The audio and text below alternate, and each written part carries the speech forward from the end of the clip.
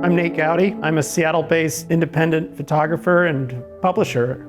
My piece in The Stranger is about my 2 trips to the Twin Cities in Minnesota in January and February. There were over 100 professional photojournalists there, including the most reputable war photographers in the country. And that says something very loud. Something's wrong. When photojournalists parachute into a place, the residents, there can be resentment because they kind of just swarm on people who are just trying to live their lives. And in this case, almost everyone we met was thankful. I did a book of images, a diaristic chronicle of my experience on January 6th. January 6th was very surface level. Minnesota, the fear was different. It was quieter, it was more sinister, it was very mundane.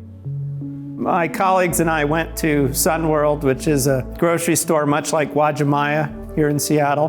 We'd heard there was reported activity there, and there was one verified ICE agent across the street, parked in a strip mall. A lot of times these guys would just sit there for hours and they'd wait for people to leave. After all the press and observers left, that's when ICE came out of their vehicles to try an abduction. Just looks like an empty strip mall with a single vehicle parked there, but that's the terror. It's so ordinary looking. I just don't think people outside of the Twin Cities can process this authoritarianism. Even if we want to, our brains can really comprehend how dire this is.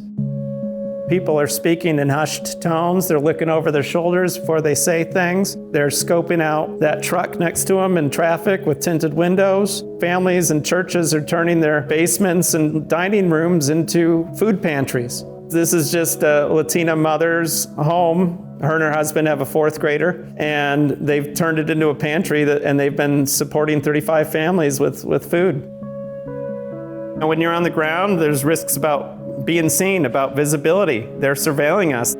Free speech in places like the Twin Cities in Minnesota as a whole, it feels conditional. Some people can be loud with little consequence. Others have to measure their every word.